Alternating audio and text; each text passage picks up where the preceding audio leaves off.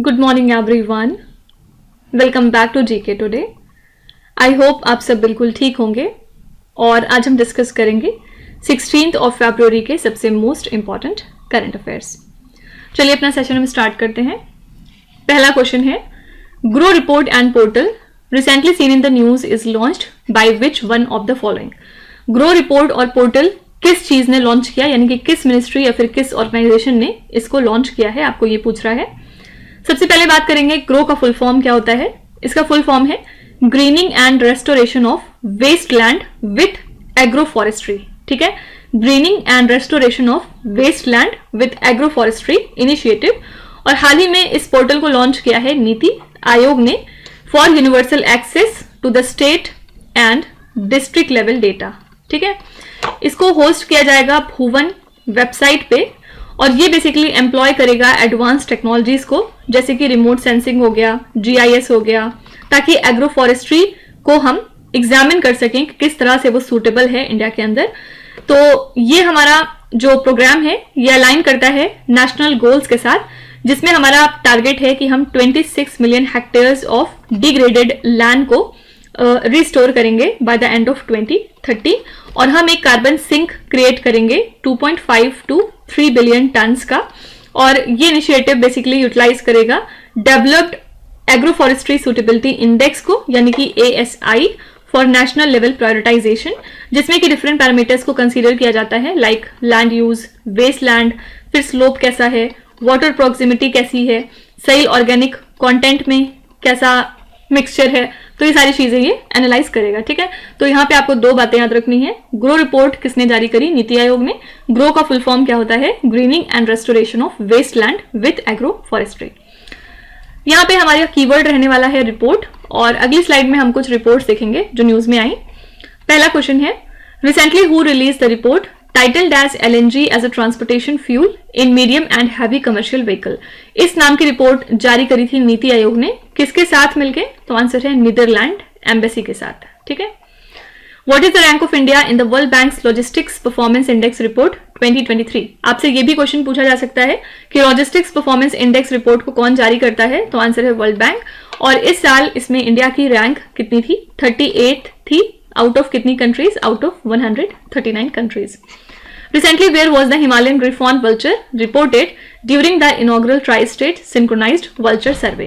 Himalayan Griffon vulture हमें report हुआ है वायानाड वाइल्ड लाइफ सेंचुरी से during the inaugural tri state synchronised vulture survey. और अगर आपसे पूछा जाए कि वायनाड वाइल्ड लाइफ सेंचुरी कहाँ पे लाई करती है, तो आंसर है केरला। ठीक है, recently which state cabinet approved the uniform civil code report. हाल ही में उत्तराखंड की स्टेट कैबिनेट ने अप्रूव कर दिया है यूनिफॉर्म सिविल कोड रिपोर्ट को। Electricity 2024 report recently seen in the news is released by which organization. इस रिपोर्ट को जारी किया था इंटरनेशनल एनर्जी एजेंसी ने। अगर इसका हेडक्वार्टर आपसे पूछा जाएगा तो इसका हेडक्वार्टर लाई करता है पेरिस में। Recently which ministry has release the report titled as the Indian economy a review. इस नाम की रिपोर्ट जारी करी थी मिनिस्ट्री ऑफ फाइनेंस ने। ठीक है, हमारी फाइनेंस मिनिस्टर कौन है? निर्मला सीतारमण। मधु बाबू पेंशन योजना recently seen in the news is associated with which Indian state. Madhu Babu pension योजना कौन से स्टेट से रिलेटेड है? यहाँ पे आपका आंसर हो जाएगा उड़ीसा स्टेट। यहाँ के चीफ मिनिस्टर कौन है? नवीन पटनायक। बेसिकली इन्होंने मंथली पेंशन को इंक्रीज किया है फॉर 36.75 लाख बेनिफिशरीज, जिसमें कि एल्डर लोग इंक्लूडेड हैं, विडोज आती हैं, पर्सन्स विद डिसेबिलिटीज हैं, इसमें अनमैरिड वुमेन हैं, एड्स के पेशेंट्स हैं, इसके अलावा ट्रांसजेंडर इंडिविजुअल्स हैं, ऑर्फन्स हैं, कोविड विक्टिम्स की विडोज हैं इसमें शामिल। और इस रेस को किया गया है अंडर मधु बाबू पेंशन योजना। तो इस नई अमाउंट के हिसाब से 1,000 रुपए उन सभी लोगों को दिया जाएगा जो 79 ईयर्स ऑफ एज तक हैं, और 1,200 रुपए उन सभी लोगों को दिया जाएगा जो कि 80 या 80 प्लस हैं। ठीक है, इस मूव का एम क्या है कि हम वाइटल फाइनेंशियल सपोर्ट ऑफर कर सकें, जिससे कि जो वल्नरेबल ग्रुप्स हैं स्टेट के अंदर, उनकी वेलबींग और डिग्निटी के लिए कुछ काम हो सके। फाइन, तो मधु बाबू पेंशन योजना किस स्टेट से रिलेटेड है? आंसर है उड़ीसा स्टेट। यहाँ पे हमारा कीवर्ड है योजना। और अगली स्लाइड में चलिए कुछ हम स्कीम्स देख लेते हैं जो चर्चे में आई थी। पहला है चीफ मिनिस्टर वायुश्री योजना recently seen in the news is launched by which Indian state. ये योजना लॉन्च की थी महाराष्ट्र स्टेट ने। सेकेंड है लाभ लघु बना जत्या द्रव्या क्रय योजना, recently seen in the news, is launched by which Indian state? ये स्कीम है उड़ीसा स्टेट की। Which state recently launch the महतारी वंदना योजना? इसको लॉन्च किया था छत्तीसगढ़ ने। What is the new name of the food security scheme in Rajasthan, previously known as Indira रसोई योजना? इंदिरा रसोई योजना जो कि राजस्थान की एक स्कीम है, इसका नाम अब पलट के रख दिया गया है श्री अन्नपूर्णा रसोई योजना। ठीक है। Which union territory has become the first UT to implement PM Vishwakarma योजना? जम्मू कश्मीर पहली UT बन चुकी है जिसने कि इंप्लीमेंट किया PM विश्वकर्मा योजना को। रिसेंटली विच स्टेट लॉन्च मुख्यमंत्री पशु सेवा योजना, जो कि एक 24/7 एनिमल एम्बुलेंस स्कीम है to provide timely and accessible veterinary care for life stock. तो गोवा ने लॉन्च की है इस योजना को, जो कि एक 24/7 एनिमल एम्बुलेंस स्कीम है, जिससे कि आपके लाइफ स्टॉक को टाइमली और एक्सेसिबल केयर मिल जाएगी। ठीक है। और अगर हम डिटेल में जाएं इस स्कीम्स के, तो हमने इसकी डिटेलिंग ऑलरेडी पढ़ ली है पिछले लेक्चर्स में। तो कोई अगर इनके बारे में डिटेल में पढ़ना चाहता है तो वो हमारे पुराने लेक्चर्स को रेफर कर सकता है। वहां पे हमने काफी अच्छे तरीके से हर योजना को डिस्कस किया हुआ है। यहाँ पे हम सिर्फ वन लाइनर फॉर्मेट में इसको देख रहे हैं ताकि हम अपना टाइम सेव कर सकें। नेक्स्ट है where was the first council meeting of the global biodiversity framework fund held? जो ग्लोबल बायोडाइवर्सिटी फ्रेमवर्क फंड है, इसकी पहली काउंसिल मीटिंग कहाँ पे हुई है, आपको ये बताना है। तो इसकी पहली मीटिंग हाल ही में वॉशिंगटन यूएस में हुई है और यहाँ पे कुछ गाइडलाइंस तैयार किए गए फॉर इम्प्लीमेंटेशन, जो कि प्रपोज किए गए थे ड्यूरिंग COP15 इन 2022। ठीक है। तो इसके जो मेंबर गवर्नमेंट्स हैं उन्होंने कमिट किया $1.1 billion for different global initiatives, ताकि हम बायोडाइवर्सिटी को एड्रेस कर सकें, क्लाइमेट चेंज की प्रॉब्लम को टैकल कर सकें और जो नेचर का रिन्यूअल है या जो पोल्यूशन कंट्रोल है उनको हम देख सकें। और इस मीटिंग के तहत $918 मिलियन अप्रूव किए गए फर्दर 45 प्रोजेक्ट्स के लिए from the global environment facility trust fund. ठीक है। इसके अलावा $203 मिलियन एंडोर्स किए गए हैं 21 क्लाइमेट चेंज अडेप्टेशन प्रोजेक्ट के लिए from the least developed countries fund and special climate change fund.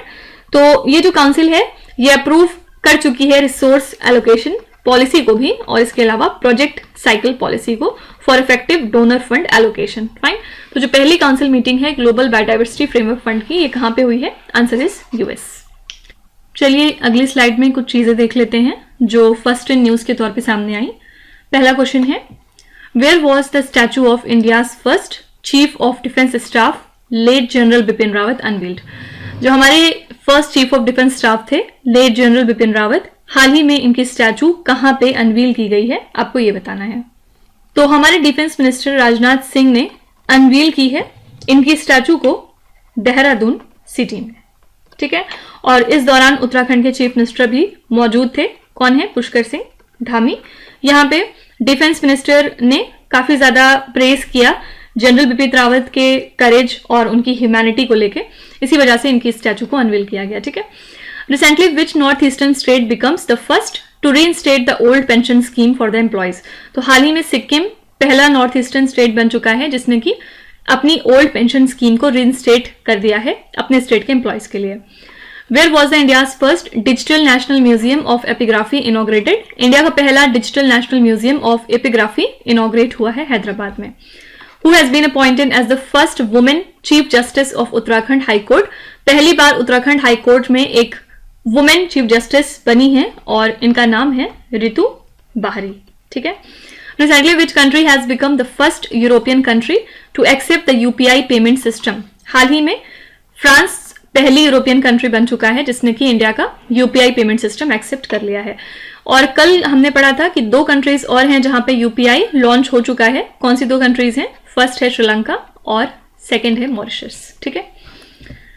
Next है Gupteswar forest recently seen in the news is associated with which Indian state? Gupteshwar forest जो आजकल चर्चे में है ये कहाँ पे लाई करता है, ये कौन से स्टेट को बिलोंग करता है, आपको ये बताना है। आंसर यहाँ पे B option Orissa. Actually Orissa की गवर्नमेंट ने डेजिग्नेट किया है गुप्तेश्वर फॉरेस्ट को as its 4th biodiversity heritage site. ठीक है।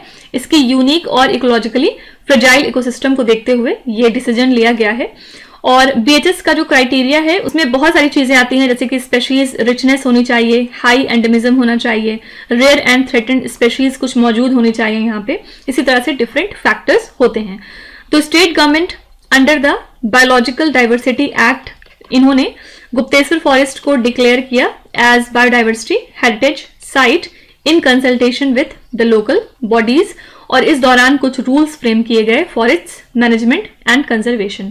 तो बीएचएस हेल्प करता है बायोडाइवर्सिटी लॉस को कॉम्बैट करने में, साथ ही ये इंपॉर्टेंट है इकोलॉजिकल सिक्योरिटी को देखते हुए, और यहाँ पे कंजर्वेशन एथिक्स को काफी ज्यादा एम्फेसाइज किया जा रहा है विद इन द कम्युनिटीज। ठीक है, तो गुप्तेश्वर फॉरेस्ट कहाँ पे लाई करता है? Answer is Odisha.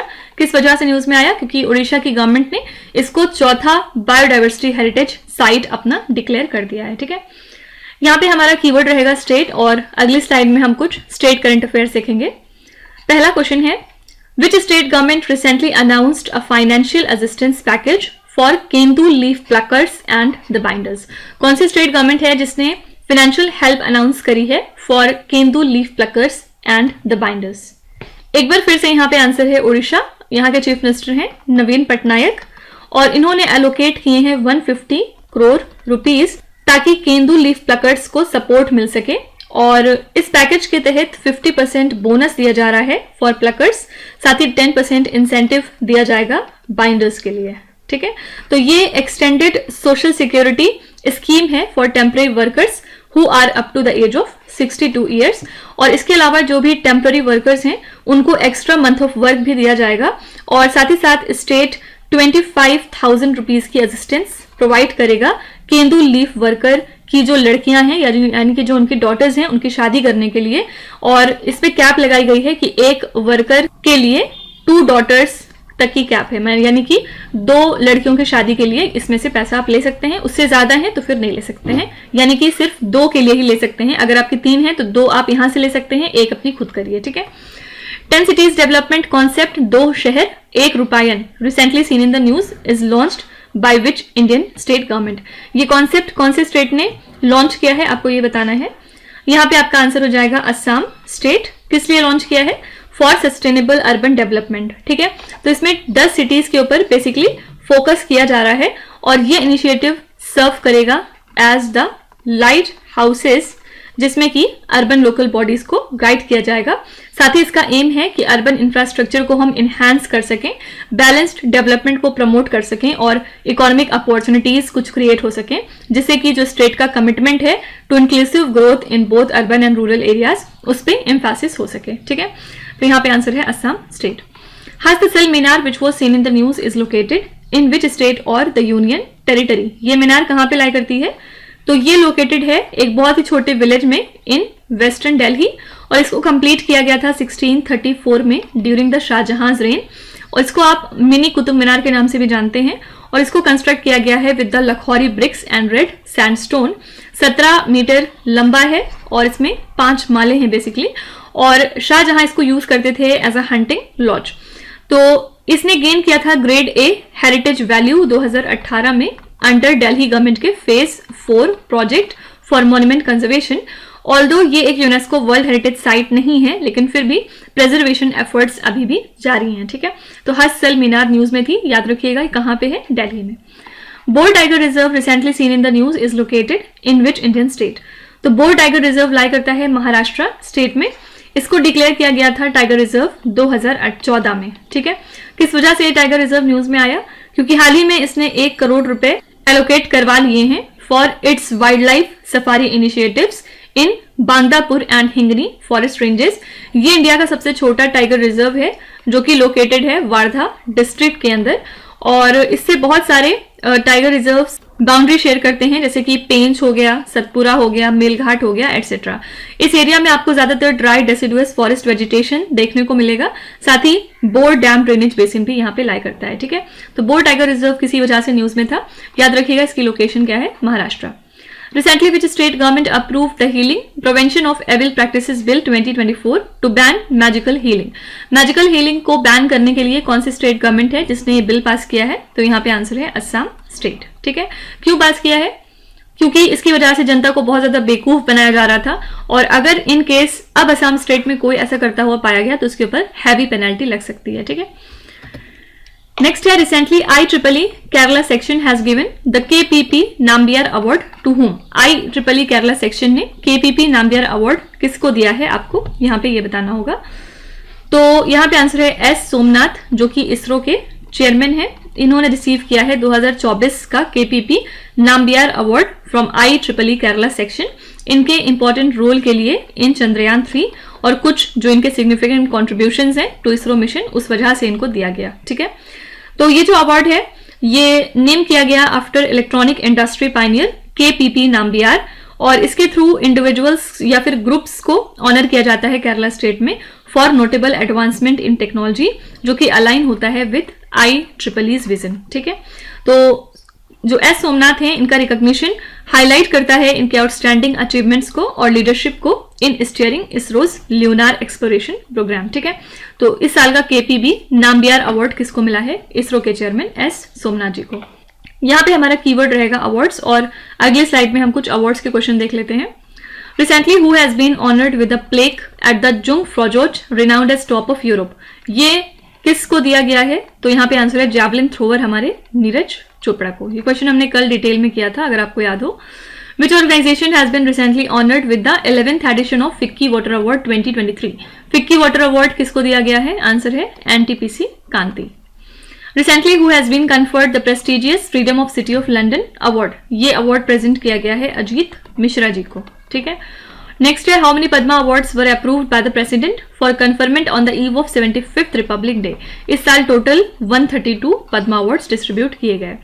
कोताई अमीर communal harmony award which was seen in the news is associated with which Indian state? ये अवार्ड रिलेटेड है तमिलनाडु से। और अगर आपसे पूछा जाए कि इस साल तमिलनाडु ने ये अवार्ड किसको प्रेजेंट किया है, तो आंसर हो जाएगा आपका मोहम्मद जुबैर। ठीक है, मोहम्मद जुबैर कौन है? ये को फाउंडर हैं आल्ट न्यूज के। ओके, नेक्स्ट है Alexander Stubb recently became the president of which country? हाल ही में अलेक्जेंडर स्टब कौन सी कंट्री के नए प्रेसिडेंट बन चुके हैं, आपको ये बताना है। आंसर है यहाँ पे फिनलैंड, और ये बिलोंग करते हैं फिनलैंड के सेंटर राइट नेशनल कोalition पार्टी से। हाल ही में इन्होंने प्रेसिडेंशियल इलेक्शंस जीत लिए हैं विथ 1.6% ऑफ वोट्स। ठीक है, किसको हरा के जीते हैं? तो इन्होंने हराया है पेक्का हाविस्टा को। ठीक है, तो सिंपली आपको बस ये याद रखना है कि फिनलैंड के नए प्रेसिडेंट अब कौन है? Alexander stub. चलिए कुछ पर्सनालिटीज इन न्यूज देख लेते हैं। Who has been appointed as the new Prime Minister of Kazakhstan? Kazakhstan में नए प्राइम मिनिस्टर बन चुके हैं ओल्झोस बेक्टेनोव। ठीक है, Who became the first nationalist, first minister of Northern Ireland? यहाँ पे आंसर हो जाएगा Michelle O'Neill. Okay, Recently, Ahmed Awad bin Mubarak became the Prime Minister of which country? हाल ही में ये बन चुके हैं प्राइम मिनिस्टर यमन कंट्री के। Who has been appointed as the new Prime Minister of France by President Emmanuel Macron? France के president Emmanuel Macron ने नया प्राइम मिनिस्टर नियुक्त कर दिया है फ्रांस में। कौन है? Gabriel Atal.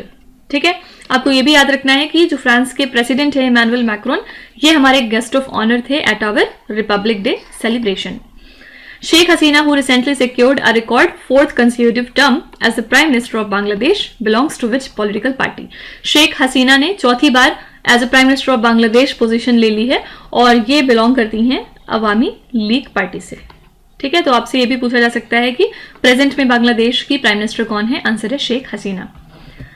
When is the National Women's Day observed every year in India? India के अंदर हम नेशनल वुमेन्स डे कब मनाते हैं? तो 13 फरवरी को हर साल हम नेशनल वुमेन्स डे सेलिब्रेट करते हैं। और इसी दिन क्यों? क्योंकि ये बर्थ एनिवर्सरी होती है सरोजनी नायडू जी की। ठीक है, इस साल ये इनकी 145th बर्थ एनिवर्सरी थी। सरोजनी नायडू को एक पेट नेम क्या दिया गया था? द नाइटिंगेल ऑफ इंडिया, और इन्हीं को ट्रिब्यूट पे करने के लिए हम नेशनल वुमेन्स डे बनाते हैं। ठीक है, तो दो चीजें याद रखिएगा। नेशनल वुमेन्स डे हम मनाते हैं 13 फरवरी को। किसको ट्रिब्यूट पे करते हैं हम इसके थ्रू? तो आंसर है Sarojini Naidu. Days and themes देखते हैं कुछ। What is the theme of world radio day 2024? World radio day भी हम 13 फरवरी को हर साल मनाते हैं, और इस साल ये 11th एडिशन था इसका। और थीम अगर आपसे पूछेंगे तो थीम हमने रखी थी radio a century, informing, entertaining and educating. ये पूरी थीम थी। ठीक है, When is the World यूनानी डे ऑब्जर्व्ड एवरी ईयर? यूनानी डे हम मनाते हैं 11 फरवरी को। When is the World Pulses day observed every year? इसको मनाते हैं 10 फरवरी को। What is the theme of World Wetland Day 2024? World wetland day ऐसे तो मनाते हैं 2 फरवरी को, और इस साल के लिए हमने थीम रखी थी wetlands and human well being. What is the theme of world cancer day 2024? World cancer day हम मनाते हैं 4 फरवरी को, जिस दिन हम कैंसर के बारे में अवेयरनेस क्रिएट करते हैं, और इसके लिए हमने थीम रखी थी इस साल क्लोज द केयर गैप। ठीक है, नेक्स्ट है recently which ministry inaugurated the pilot project titled as smart gram panchayat at Papraur gram panchayat in the state of Bihar? कौन सी मिनिस्ट्री है जिसने ये पायलट प्रोजेक्ट इनिशिएट किया है? कहां पे? पपरूर ग्राम पंचायत बिहार के अंदर। यहाँ पे आंसर है ministry of rural development and Panchayati Raj. इन्होंने इस पायलट प्रोजेक्ट को शुरू किया है बिहार में, जिसका एम है पीएम वानी सर्विसेज को एक्सटेंड करना to the gram panchayat in Begusarai and Rohtas for the financial year 23 to 24। ठीक है, तो ये जो इनिशिएटिव है इसको लीड कर रही है ministry of Panchayati Raj and Bihar की government in collaboration with BSNL, जिसका फोकस होगा कि हम डिजिटल टेक्नोलॉजीज को यूटिलाइज करें to improve access to online health services in health education and skilling for beneficiaries like students, farmers, artisans, women, self help groups and किस लिए? तो rural urban connectivity को फॉस्टर करने के लिए एंड लोकल सेल्फ गवर्नेंस की efficiency को बढ़ाने के लिए। ठीक है, तो यहाँ पे आंसर है ministry of rural development and Panchayati Raj. चलिए कुछ मिनिस्ट्रीज देख लेते हैं जो न्यूज में आई थी। पहला है इन ट्रांस प्रोग्राम, यानी कि intelligent transportation system into our program recently seen in the news comes under which ministry? ये जो प्रोग्राम है ये किस मिनिस्ट्री के तहत काम करता है? आंसर है यहाँ पे ministry of electronics and IT. Which union ministry implemented the Saksham Anganwadi and Poshan 2.0 scheme recently seen in the news? ये जो स्कीम है इससे कौन सी मिनिस्ट्री रिलेटेड है? Ministry of women and child development.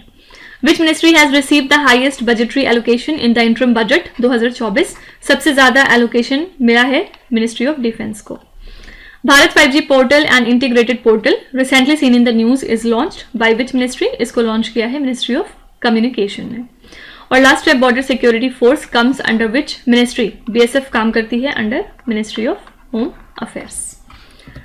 Recently which bank has release the CRISIL study report named as Prabhav? Prabhav नाम की CRISIL study report किस बैंक ने लॉन्च करी है? आपको ये बताना है।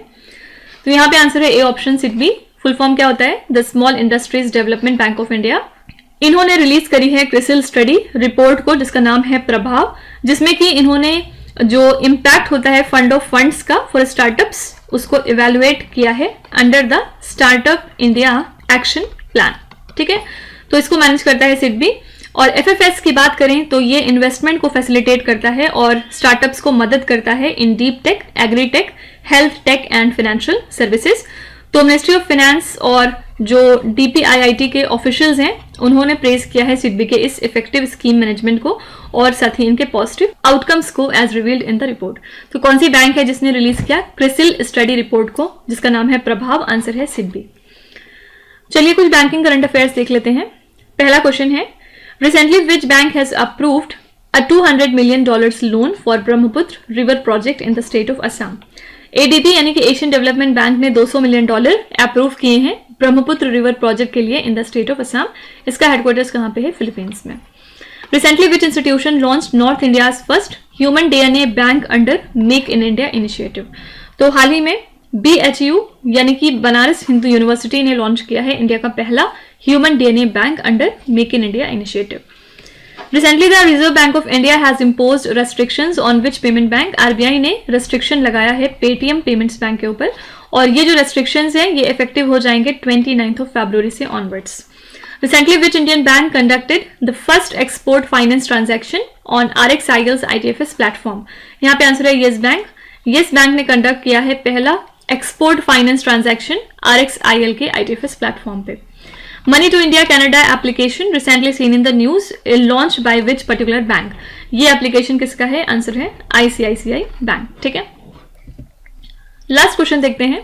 Recently India and Bangladesh launch the inaugural trial movement of vessels between which two ports? India और बांग्लादेश ने हाल ही में इनॉग्रल ट्रायल मूवमेंट लॉन्च किया है वेसल्स का किन दो पोर्ट्स के बीच में? आपको ये बताना है। तो इंडिया और बांग्लादेश ने लॉन्च किया है ये पहला trial movement of vessels between the Maya port जो कि इंडिया में लाई करता है एंड सुल्तानगंज पोर्ट जो कि बांग्लादेश में है। ठीक है, और ये ऑपरेट होता है on Indo Bangladesh protocol route number 5 and 6। तो ये जो वाटरवे है from Maia to Dhubri via Aricha ऐसा एक्सपेक्ट किया जा रहा है कि ये डिस्टेंस को कट डाउन करेगा बाय अप्रोक्सीमेटली 936 किलोमीटर्स, और ये अलाइन है with the Act East policy के कमिटमेंट से, तो जिसमें कि इन्होंने ये डिसाइड किया था कि वो रीजनल कनेक्टिविटी को इन्हांस करेंगे और ट्रेड की एफिशिएंसी को बढ़ाएंगे। ठीक है, तो इंडिया और बांग्लादेश ने अपना पहला trial movement of vessel launch कर दिया है between which two ports, Maia port जो कि इंडिया में है और सुल्तानगंज पोर्ट जो कि बांग्लादेश में है। ठीक है, यहाँ पे कुछ इंटरनेशनल करंट अफेयर्स देख लेते हैं लास्ट में। Ministry of education recently signed an agreement with which international governing body to promote the football in the country. हाल ही में हमारी एजुकेशन मिनिस्ट्री ने किस इंटरनेशनल गवर्निंग बॉडी के साथ मिलकर एक एग्रीमेंट साइन किया है फुटबॉल को कंट्री के अंदर प्रमोट करने के लिए? तो मिनिस्ट्री ऑफ एजुकेशन ने इसके लिए फीफा के साथ कोलैबोरेट किया है ताकि वो फुटबॉल की एक्सेसिबिलिटी को इनहैंस करा सकें स्कूल के अंदर। इसके लिए ये डिस्ट्रीब्यूट कर रहे हैं 11 लाख फुटबॉल्स नेशन वाइड, जिससे कि 1.5 लाख स्कूल्स फायदा उठाएंगे। और हमारे एजुकेशन मिनिस्टर कौन है? धर्मेंद्र प्रधान। इन्होंने लॉन्च किया इस इनिशिएटिव को, जिसके अंतर्गत 6,848 फुटबॉल्स प्रोवाइड किए जाएंगे to the 1,260 schools in the state of Odisha. ठीक है, तो ये क्रूशल स्टेप साबित होगा towards integrating football activities into the education system, जिससे कि स्पोर्ट्स प्रॉम्प्ट हो सकेगा among students on a large scale. ठीक है, तो इसके लिए एजुकेशन मिनिस्ट्री ने फीफा के साथ कोलैबोरेट किया है। Recently, which country won the 2024 ICC Under-19 World Cup? Under-19 World Cup 2024 का जीत लिया है ऑस्ट्रेलिया ने।